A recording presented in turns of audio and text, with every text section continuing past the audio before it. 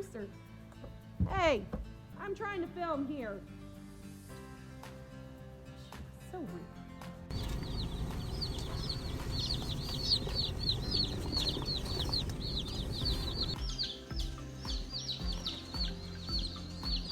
You look healthy. Mm-hmm.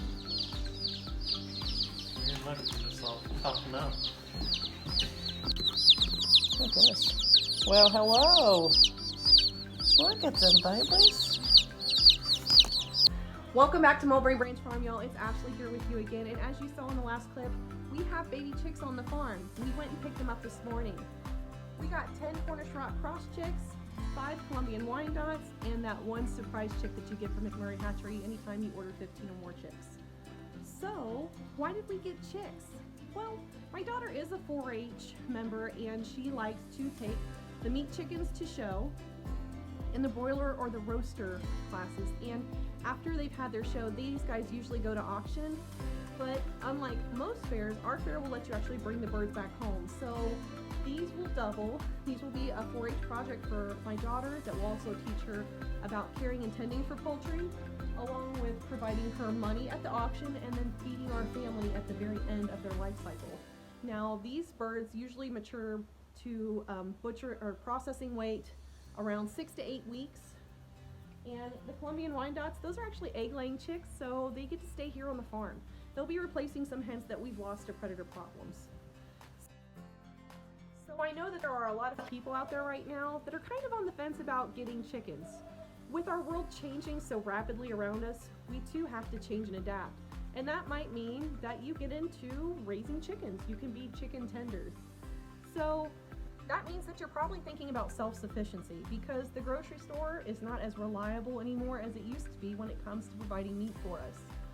So if you're on that fence about purchasing chicks and raising chicken in your urban backyard, on your hobby farm, your homestead, or maybe you're just in modern day suburbia where you've got a couple hundred square feet of a backyard, well, chicken tending isn't that hard and it doesn't require too much space if managed correctly.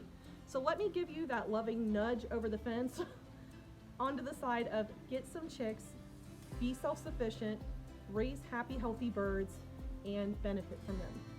So the first bit of advice I will give anybody that's thinking about raising chicks for processing or for eggs, make sure that you know what goal you're aiming for in purchasing your chicks. If you're looking for meat birds, you need to know the specific breeds that are better meat birds than others. If you're getting into egg layers, you need to know which birds are prolific egg layers.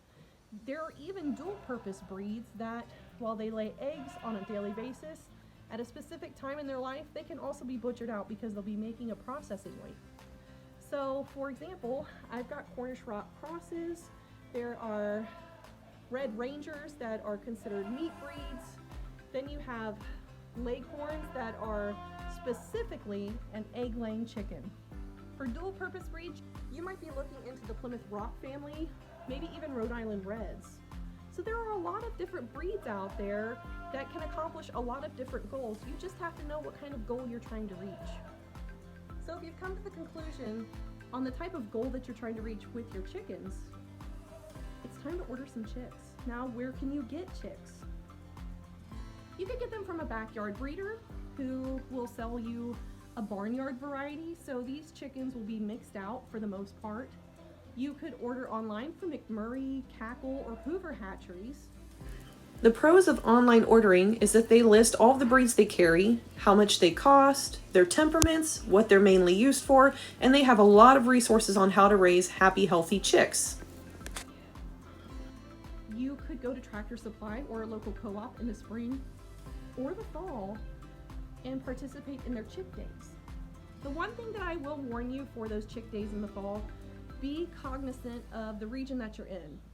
While most chickens will try to feather out around 3 to 4 weeks to 2 weeks sometimes, if you're living in a colder region and it's in the fall time, they might need to be in a brooder a lot longer than if you bought them in the springtime where temperatures are rising. So just keep that in mind. So to get started for chickens, you're going to need just a couple of things.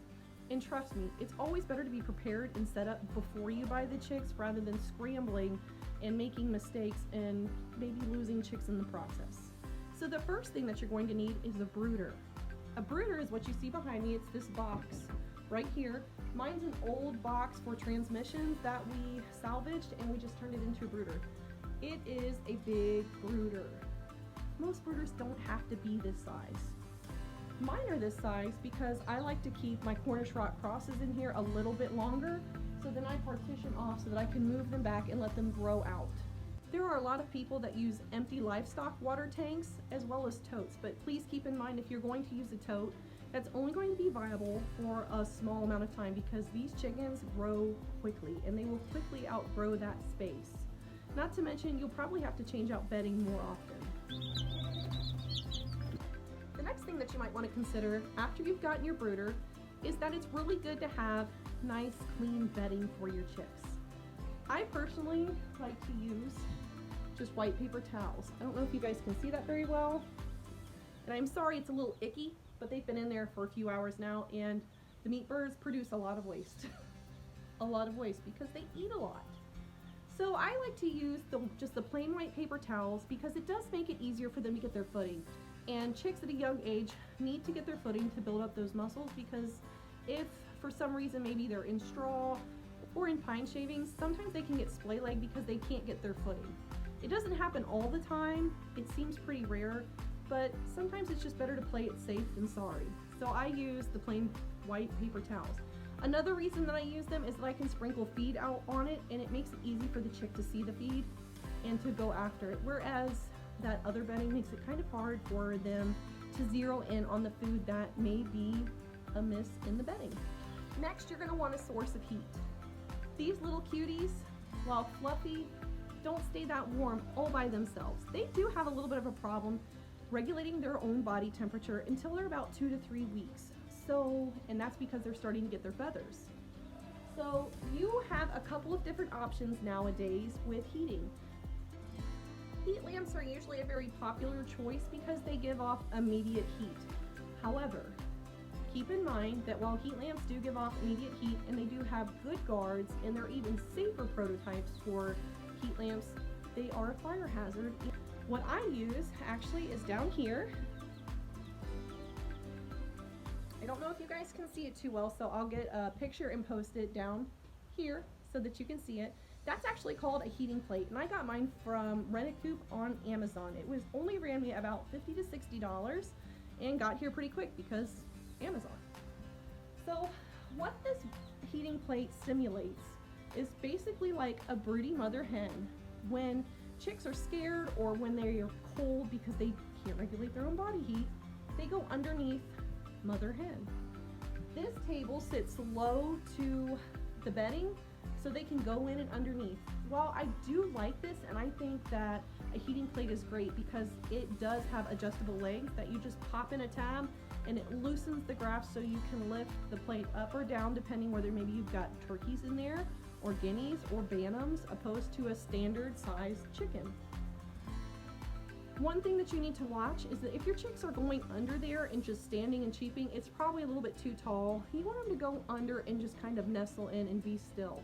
So you might have to drop it, but as they get older, you'll need to raise the plate, which I think is why that thing is so good with those adjustable legs.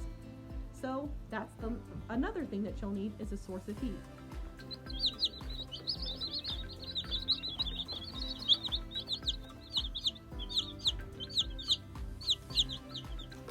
Some of the more obvious things that you're going to need are going to be a feeder and a waterer. It's very important that you change out your chicks' water daily. It's very important that you have a nice clean source of water. And I do have a bit of a bigger waterer here, but it's because I am raising meat chickens. They will need a lot more quicker. So one thing that you might want to keep in mind with your waterer is that after your chicks have gotten here, it's been really stressful on them. They've hatched, which is stressful. They've been packaged and sent in the mail for 2 days, which can be stressful. And it's stressful when they arrive at your home because they're in a new place. So it's very important to introduce your chicks to your water source. I'm going to play a clip right now of how you do that by gently dipping their beaks into the water source. Enjoy.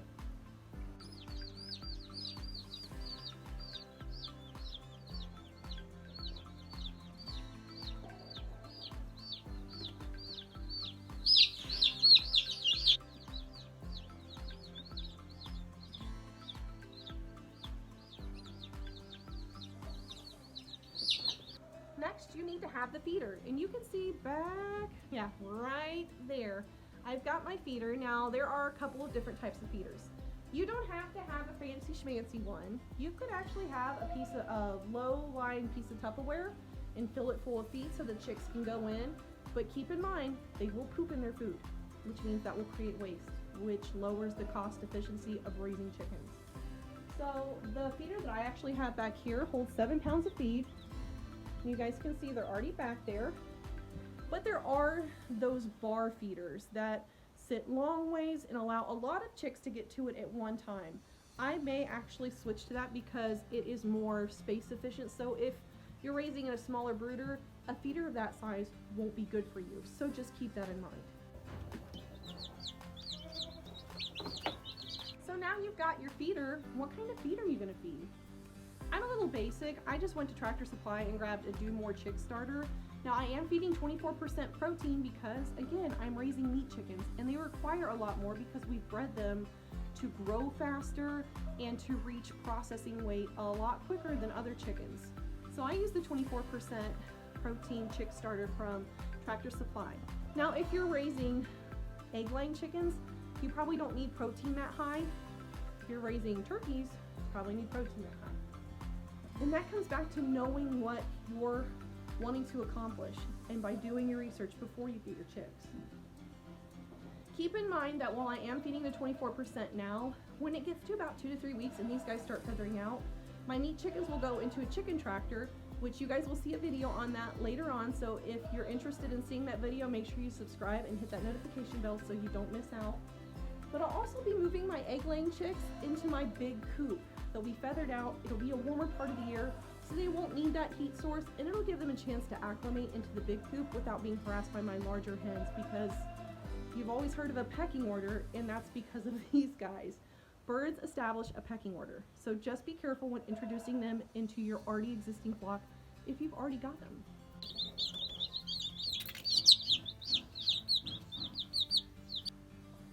So now that we've got our chicks all settled in quick review, there are only a few things that you really need to have ready for new baby chicks. You need to have a brooder or a dedicated space for them to reside in. This could be a tote, a water tank, or like you saw, I've got an old wooden box with mesh on the top to help with ventilation. Next, you need to make sure that you have clean, dry bedding.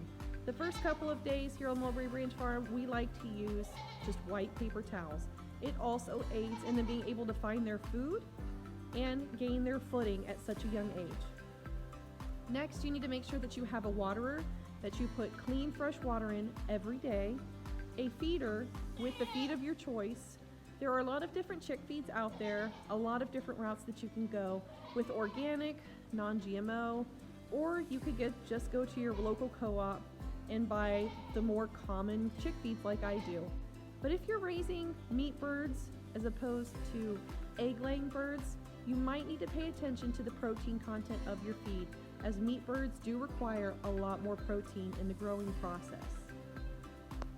And last but not least, you need to make sure that you have an adequate heat source. Baby chicks still have a hard time regulating their own body heat until they're almost completely feathered out at around 2 to 3 weeks, depending on your breed. So that could consist of a heat lamp, or like I have, is a heating plate. Now it's my first year with a heating plate, but so far it looks like it keeps them happy and content, and it's a lot less dangerous. And I don't think it's going to trip my electric in my old barn. So that's always a plus for us. So now that you have all of that information, you should be ready to go in raising your own batch of new baby chicks. All right, guys, I think that's gonna do it. Thanks for being here with me on Mulberry Branch Farm. If you found yourself enjoying the video, if you learned a little something about raising chicks and are now enthusiastic in your endeavors to become a chicken tender, go ahead, drop me a like, leave me a comment, let me know what are some questions you might have about raising chicks. Do you already have chicks on hand? What kind of breeds do you have? I love learning about all of my viewers, and I love hearing from them, so please do comment. If you want to commit to us, go ahead, subscribe, hit that notification bell, because we're always so busy here and we put out content on Monday, Wednesday, and Friday each week, barring all flood and disaster. If you want real-time updates on what's going on with me, my little farm here, or my little family, go ahead and follow us on Facebook or Instagram. Both links will be listed down in the description below. But until next time, guys, thanks for being here with us today. Bye. Want to see the episode where our rooster Diablo came up with a weird comb bleed? Go ahead, click here. If you forgot to subscribe, click here.